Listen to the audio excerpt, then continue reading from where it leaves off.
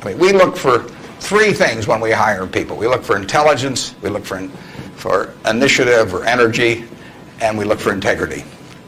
And if they don't have the latter, the first two will kill you. Because if you're going to get somebody without integrity, you want them lazy and dumb. I mean, you don't want them smart and energetic. So the answer is that investors behave in very human ways, which is they get very excited during bull markets and they look in the rearview mirror and they say, I made money last year, I'm going to make more money this year, so this time I'll borrow, or the neighbor says, I wasn't in last year when that neighbor was dumber than I made a lot of money, so I'm going to go in this year. So they're always looking in the rearview mirror. And when they look in the rearview mirror and they see a lot of money having been made in the last few years, they plow in and they just push and push and push on prices. And when they look in the rearview mirror and they see no money having been made, they just say, this is a lousy place to be. So they don't care what's going on in the underlying business. And it's astounding, but that makes for huge opportunity, just huge opportunity. I've been taught by Ben Graham to buy things on a quantitative basis. Look around for things that are cheap. And that I was taught that, we'll say in 1949 or 50. It made a big impression on me. So I went around looking for what I call used cigar butts of stocks. And the cigar butt approach to buying stocks is that you walk down the street and you're looking around for cigar butts and you find this on the street, this terrible looking, soggy, ugly looking cigar, one puff left in it. But you pick it up and you get your one puff. Disgusting, you throw it away, but it's free. I mean, it's cheap. And then you look around for another soggy, one puff cigarette. Well, that's what I did for years. It's a mistake. Although you can make money doing it, but you can't make it with big money. It's so much easier just to buy wonderful businesses. So now I would rather buy a wonderful business at a fair price than a fair business at a wonderful price. I have an old-fashioned belief that I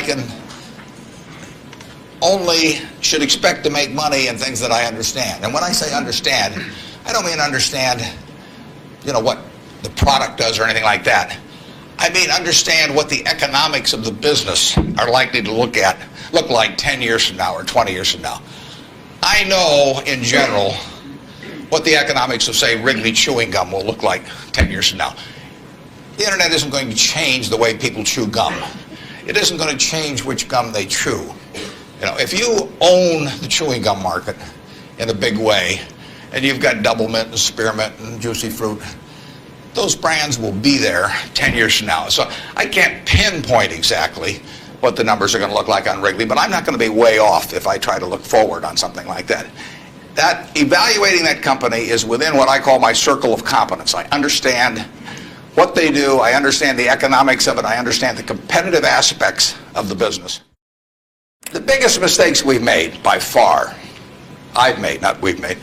biggest mistakes I've made by far are mistakes of omission and not commission. I mean, it's the things I knew enough to do, they were within my circle of competence, and I was sucking my thumb. And that is really, those are the ones that hurt. They don't show up anyplace. I probably cost Berkshire at least $5 billion, for example, by sucking my thumb 20 years ago or close to it when Fannie Mae was having some troubles, and we could have bought the whole company for practically nothing. And I don't worry about that if it's Microsoft because I don't know it. Microsoft isn't in my circle of competence. And so I don't have any reason to think I'm entitled to make money out of Microsoft or out of cocoa beans or whatever. But I did know enough to understand Fannie Mae, and I blew it. And that never shows up under conventional accounting. But I know the cost of it. I passed it up. And those are the big, big mistakes. And I've had plenty of them. Unless I tell you about them in the annual report, and I resist the temptation sometimes, unless I tell you about them in the annual report, you're not going to know it because it doesn't show up under conventional accounting. But omission is way bigger than commission. There's big opportunities in life have to be seized. We don't do very many things, but when we get the chance to do something that's right and big, we've got to do it. And even to do it in a small scale is just as big a mistake almost as not doing it at all. I mean, you've really got to grab them when they come, because you're not going to get 500 great opportunities. In terms of our wholly owned businesses, we're not going to sell no matter how much anybody offers us for them. I mean, if somebody offers us 3 times what something is worth, at See's Candy, the Buffalo News, Borsheim's, whatever it may be, we're not going to sell it. I may be wrong in having that approach. I know I'm not wrong if I owned 100% of Berkshire, because that's the way I want to live my life. I've got all the money I could possibly need. It just amounts to a change in the newspaper story on my obituary and the amount of money that the foundation has. And to break off relationships with people I like and people that have joined me because they think it's a permanent home, to do that simply because somebody waves a big check at me would be like selling one of my children because somebody waved a big check. So I won't do that. And I want to tell my partners I won't do it so that they're not disappointed in me. More and more with certain stocks, we've got that approach. Now, if we were chronically short of funds and had all kinds of opportunities coming, we might have a somewhat different approach. But our inclination is not to sell things unless we get really discouraged perhaps with the management, or we think the economic characteristics of the business change in a big way. I mean, and that happens. So, but we're not going to sell simply because it looks too high, in all likelihood. I mean, you can't make that 100%. So now let's go over here. Hello, Mr. Buffett. I got two short questions. One is, how do you find intrinsic value in a company? Well, intrinsic value is the number that if you were all-knowing about the future and could predict all the cash that a business would give you between now and Judgment Day, discounted at the proper discount rate, that number is what the intrinsic value of a business is. In other words, the only reason for making an investment and laying out money now is to get more money later on, right? That's what investing is all about. Now, when you look at a stock, when you look at a bond, assuming it's the United States government bond, it's very easy to tell how much you're going to get back. It says it right on the bond. It says when you get the interest payments. It says when you get the principal. So it's very easy to figure out the value of a bond. It can change tomorrow if interest rates change. But the cash flows are printed on the bond. The cash flows aren't printed on a stock certificate.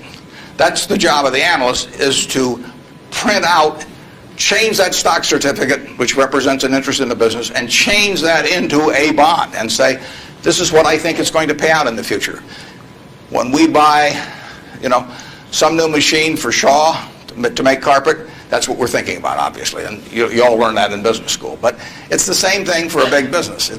If you buy Coca-Cola today, the company is selling for about $110 to $15 billion in the market. The question is, if you had 110 or 15 billion, you wouldn't be listening to me, but I'd be listening to you incidentally. But the question is, would you lay it out today to get what the Coca-Cola company is going to deliver to you over the next 200 or 300 years? The discount rate doesn't make much difference as you get further out. And that is a question of how much cash they're going to give you. It isn't a question of, it isn't a question about how many analysts are going to recommend it, or what the volume in the stock is, or what the chart looks like, or anything. It's a question of how much cash it's going to give you. That's the only reason. It's true if you're buying a farm. It's true if you're buying an apartment house. Any financial asset, oil in the ground, you're laying out cash now to get more cash back later on. And the question is how much are you going to get, when are you going to get it, and how sure are you? And when I calculate intrinsic value of a business, when we buy businesses, and whether we're buying all of a business or a little piece of a business, I always think we're buying the whole business, because that's my approach to it. I look at it and say, what will come out of this business and when? And what you really like, of course, is them to be able to use the money they earn and earn higher returns on it as you go along. I mean, Berkshire has never distributed anything to its shareholders, but its ability to distribute goes up as the value of the businesses we own increases. We can compound it internally, but the real question is, Berkshire selling for, we'll say, 105 or so billion now. What can we distribute from that 100? If you're going to buy the whole company for 105 billion now, can we distribute enough cash to you soon enough to make it sensible at present interest rates to lay out that cash now? And that's what it gets down to. And if you can't answer that question, you can't buy the stock. You can gamble in the stock if you want to, or your neighbors can buy it. But if you don't answer that question, and I can't answer that for internet companies, for example. There are a lot of companies, there are all kinds of companies I can't answer it for, but I just stay away from those. Thank you for watching. Click subscribe and hit the bell icon to never miss an update from us.